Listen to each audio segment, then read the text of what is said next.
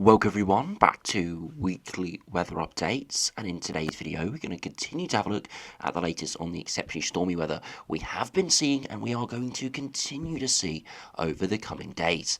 Now, Storm Isha moved through last night, giving some really strong winds quite widely. We saw widespread amber warnings, and at very short notice we did see a red warning issued for parts of northern and eastern Scotland. But it has cleared, and we've been left with a pretty strong westerly flow today, and as we head into tomorrow, we're actually going to see another named storm arrive, Storm Jocelyn. Now, at the moment, it isn't looking anywhere near as severe as Storm Isha in terms of its top-end wind speeds, and it is looking like it's going to be much more of a northern affair. If you are further southwards, still be gusty, but nowhere near as strong as it was last night. We still got yellow and amber warnings issued, so we'll run through that as well. Then we'll have a look at the latest from the shorter range runs, not only looking at the precipitation and the temperature, but also have a look at those wind gusts, as yes, it's not going to be as bad as it was last night, but it is still going to be potentially disruptive. And of course, off the back of Storm Isha perhaps has damaged infrastructure, weakened tree roots, and that could mean that Storm Jocelyn could just be the straw that breaks the camel's back. So we will have to see exactly what happens, but there is still the risk of significant disruption through Tuesday and Wednesday from the stormy weather. As we see from the longer range, into the end of the week and start of the weekend, it is looking like it's still going to be fairly unsettled from the west. But we are going to see high pressure slowly nudge in, which will push that storm track further northwards. So we are still going to see some pretty intense systems nearby, but they're not going to impact it as much, so it's likely to still be unsettled, but nowhere near as stormy. And of course, into the longer term, we've still got a lot of uncertainty, and we'll highlight what the possible scenarios are as we head into early February. So do remember, if you enjoy my videos, make sure you like and subscribe, and remember to follow me on Twitter as well, the link's in the description. So if you start on the live radar, you can see plenty of showers pushing in from the west at the moment, some of them wintry, especially over the hills of Scotland, but for most, it is a generally milder feeling day than it has been, especially last week, with plenty of showers still around. Some of them are very beefy and even thundery, especially across Scotland, pretty much typical North Atlantic convection coming in on the very strong westerly wind. Were you avoiding the showers? It's not been too bad today. Gusty, sunny, and generally temperatures around average or above average. But if you've been caught out by the showers, it has been another pretty unsettled and horrible day. And as I said, especially Scotland has been battered by those showers through today. If you look at the temperatures, you can see the further southwards you go, the milder it is, but still Scotland, most of this cooler area is over the higher ground, so it is generally around average or above average for most. But over the coming hours, we are going to see those conditions start to deteriorate as we head into tomorrow, weather fronts arriving and Storm Jocelyn pushing through. Now, if you go over to the weather warnings, you can see we have more widespread warnings issued for tomorrow, especially through the evening and overnight hours. This is going to follow a very similar time frame to Storm Isha. You can see, though, as I said, it is further northwards and it isn't quite as severe. Those amber warnings are nowhere near as widespread, and for much of southern and eastern England, we don't have any warnings issued. Still will be gusty. We could be looking at 40 or 50 mile per hour gusts, but not 60 or 70, which was seen across some southern coastal areas. Now, if we do look at the first wind warning, that is impacting parts of southern Wales, the Midlands up towards northeast England, and it's in force from midday tomorrow and 3 p.m. on Wednesday. Again, it's for strong winds associated with Storm Jocelyn. Again, we're looking at 45 to 55 miles per hour inland, perhaps as much as 65 miles per hour towards some coasts. So a good 10 to 15 miles per hour lower than the equivalent wind gusts yesterday for Storm Isha. So it is a little bit of a decrease, but it still could be impactful and again could exacerbate the impacts we saw from yesterday. As we head further northwards, we've got another widespread yellow wind warning from 4 p.m. tomorrow until 1 p.m. on Wednesday. And again, this is covering the rest of northern England, North Wales, the whole of Northern Ireland and Scotland. Again, we're looking at 55 to 65 miles per hour, perhaps in excess of 70 miles per hour. Stated here, again, 55 to 65 miles per hour for these areas, especially across the coastal areas of Scotland, isn't too exceptional. But it is because it's coming off the back of Storm Isha, Resilience is expected to be lower, and it could hamper any ongoing recovery and repair efforts. So yellow warning issued here, again, similar to the area further southwards, 10, 15, 20 miles per hour, lower than what we saw for Storm Isha, but as stated by the Met Office, on top of Storm Isha could cause significant disruption. And remember, the Met Office warnings are both likelihood based and impact based. So you can see here we got a low likelihood but a medium impact, not only because the winds are strong, but it's off the back of Isha. And then we got an amber warning for wind from 6 p.m. tomorrow until 8 a.m. on Wednesday, affecting parts of western and northern Scotland. If we do have a look at the further details here, again, we're looking at 55 to 65 miles per hour, quite widely, as high as 75 to 80 miles per hour. So again, about 10, 20 miles per hour lower than what we were seeing in these equivalent areas yesterday, especially for that northern and eastern part, where we did see that red warning issued. But regardless, still very strong winds, and again, on top of Isha yesterday, could be more pretty widespread. Severe impacts. You can see it is medium likelihood and medium impact, not high impact. So there is no chance here that we will see a red warning issued like we did yesterday. It is a very severe storm, just not quite as strong and as widespread as Isha was yesterday. If you look, we have rain warnings issued as well. This is for parts of northern England here, across the Lake District, again from 11 a.m. until 7 p.m. tomorrow. So it's similar to Isha, where the rain's heading in first, and then the exceptionally strong winds are moving in, especially for northern areas. Again, we're looking at high likelihood, lower end of the impact matrix, again 40 to 60 millimetres over around 6 hours across those hills. And then a widespread rain warning issued for much of western and southern Scotland from 7 a.m. until 6 p.m. tomorrow. Again, we're looking at 15 to 20 millimetres and as much as 40 millimetres over some of the highest ground. So mainly, again, a wind event, but rain warnings issued here. And those do continue into Wednesday, but mostly only those wind warnings issued into Wednesday. So again, I will just emphasise it is a very strong system arriving through tomorrow.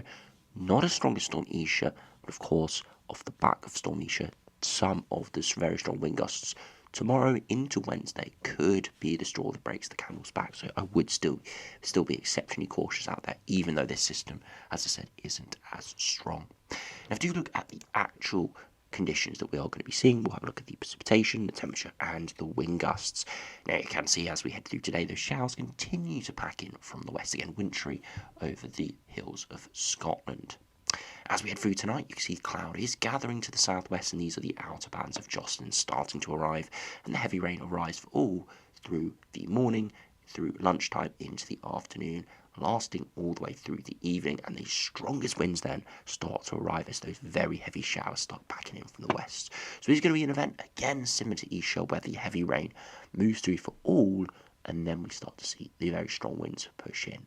Yesterday for Isha was the rain. As the rain moved in, the strongest winds moved in further southwards, but further northwards, and the main weather front pushed through before the main wind gusts arrive.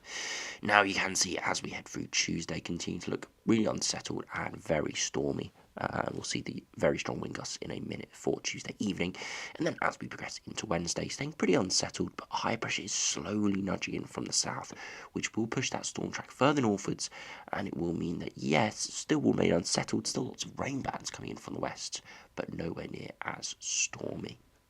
Now, if we do look at those wind gusts, you can see still the wind gusts earlier this morning, while we saw that red warning issued, those 80, 90, up to 100 mile per hour wind gusts towards northeast Scotland, moved away pretty quickly through the morning. The rest of the day still fairly gusty out there, and still seeing 60, 70 miles per hour off the coast of Scotland, but for most it will turn slightly more settled through this evening.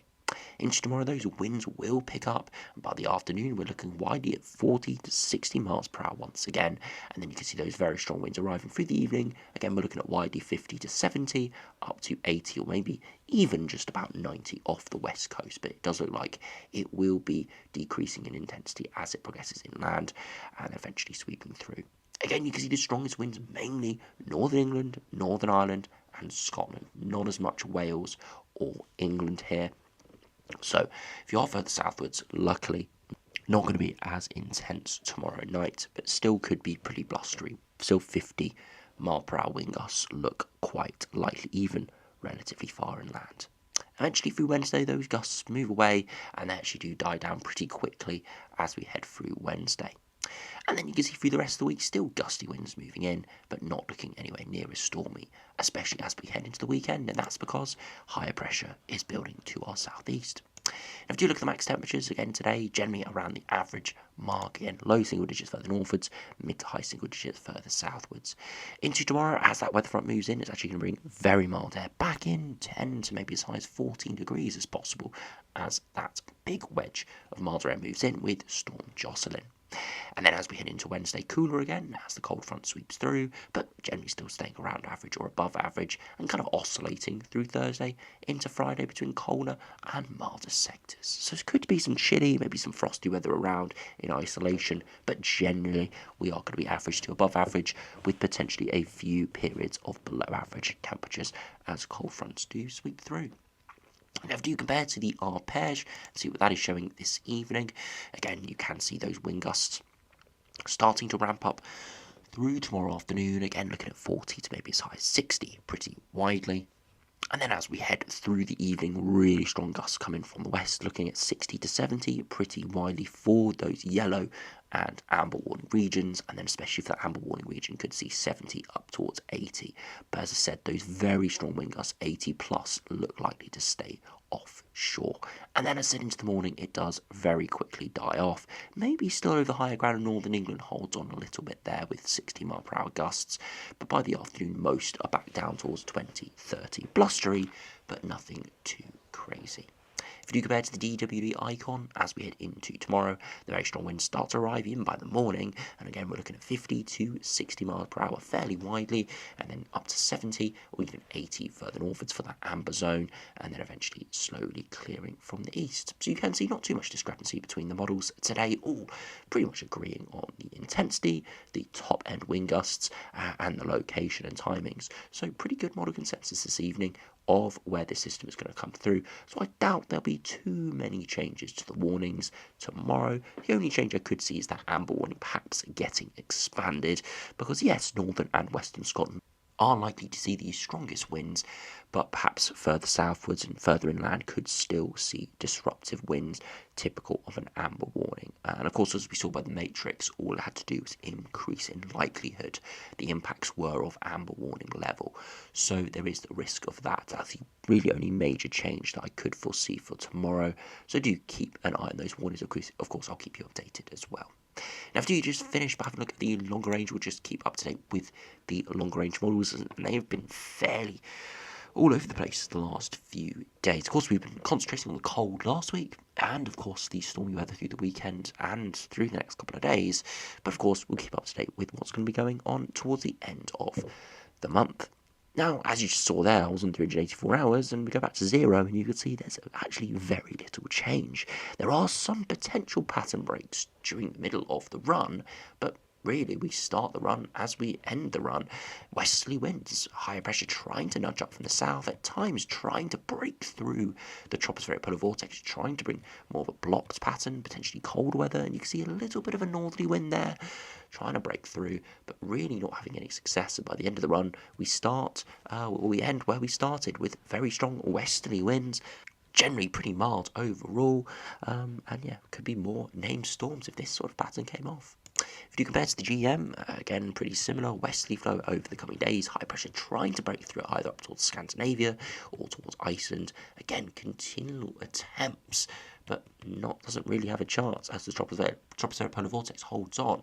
The only difference here is the jet streams further northwards, that high pressure is slightly stronger, can't get anywhere far north enough to bring cold weather in, but it could just nudge north enough that we actually start to bring very mild southwesterlies. And what this would do is it would potentially bring the risk of seeing a bit of an early spring, a bit of spring-like conditions, maybe around the mid-teens is possible with this sort of pattern. Again, you can see here 12, 13 degrees, so pretty mild indeed, and again probably would actually be milder if this built on through consecutive days. So we'll have to see exactly how that does play out, but that is a plausible pattern as well, potentially a bit of early spring-like weather.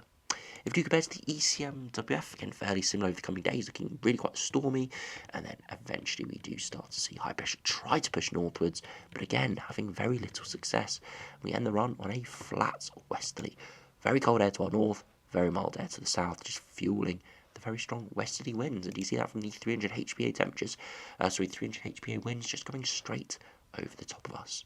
And you see this all exemplified on the ensembles the next couple of weeks, all over the place, generally up and down, but most of the time we are average to above average. You can see in the longer term, into the first week of February, we are seeing some runs break that tropospheric polar vortex up, and we are seeing some cold runs, maybe 5 to 10 runs, showing -5 down to -10 or lower, and those are the ones getting that Scandinavian high going, potentially some cold weather. But the majority, I must say, are keeping us fairly mild, fairly westerly, but you can see precipitation isn't insanely high, which does give a good indication that high pressure could make quite a big influence further southwards especially. 2 meter temperatures, as you can see, generally hovering on the high single digits or low double digits as we see that westerly wind move in. And if we do compare finally to the ECMWF, it is fairly similar, generally average to above average, but oscillating quite a lot up and down, a few anomalous cold runs at the end. Generally still fairly unsettled, but not overwhelmingly. Definitely would give an indication that there are definitely runs in there that do build higher pressure in. So for the time being, it's looking ridiculously stormy again over the next sort of couple of days, but things could turn a little bit more settled towards the end of the week. Won't see an end to the wind and rain, just we'll see an end to the very stormy conditions, and it doesn't look likely through the rest of this week we'll see another named storm after Jocelyn.